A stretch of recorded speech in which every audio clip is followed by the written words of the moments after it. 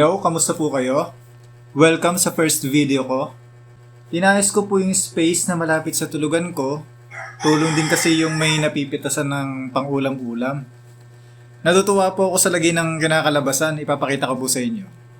Pero bago po yun, ipapakita ko po muna sa inyo yung video ng dating itsura ng lugar.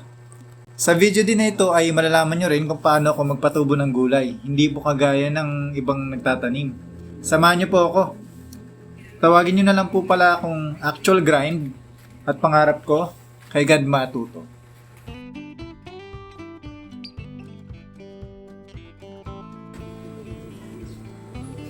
Ito po yung itsura. Sa kamag-anak po namin itong lugar, itong bahay. Pasensya na po kayo, ang daming kalat, hindi maaliwalas. Binabaha po itong barangay tuwing tag-ulan.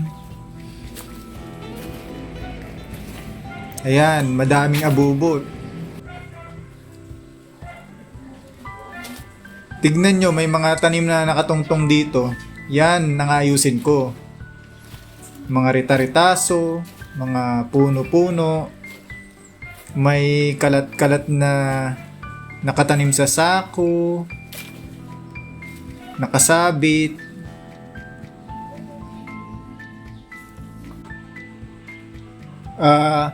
Napabayaan po kasi ito eh. Pagpasensya nyo na po yung aming abang lugar. Nagsisilbing paliguan namin itong tambakan dito.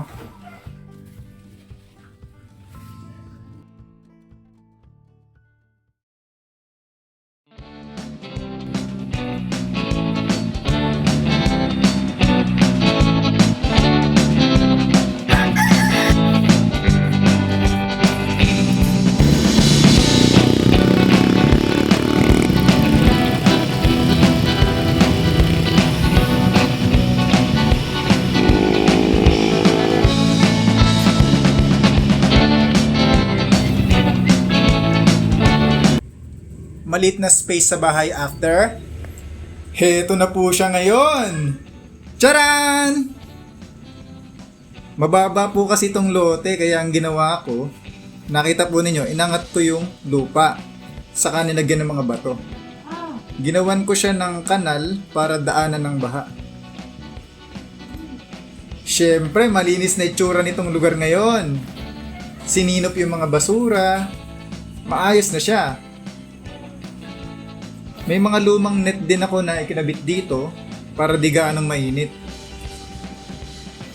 Yung liguan, nilipat na namin dito. Ganito pa liguan sa amin, igib tubig. Pero okay lang yan, looban naman dito eh. Tara dito, tignan nyo ito. Wow! May mga ilang tanim na ako dito. Malunggay, alugbati, ito una kong tinanim eh. Okra. Magdadagdag pa ako dito na iba pang tanim.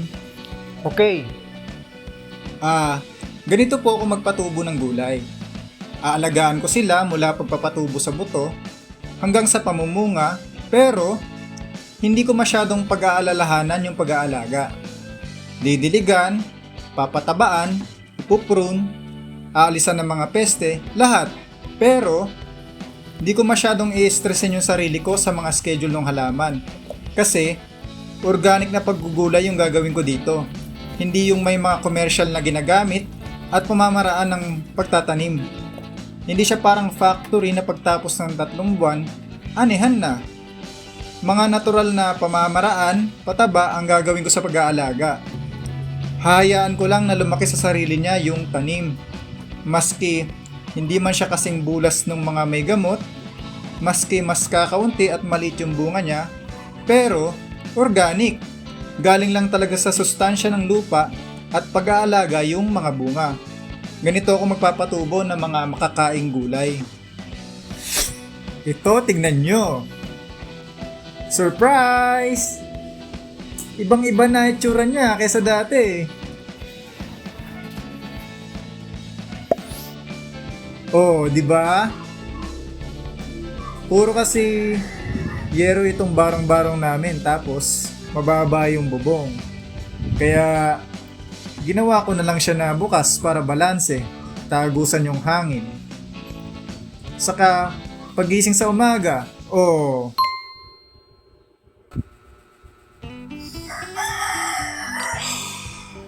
ayun, nakikitira lang po kami dito.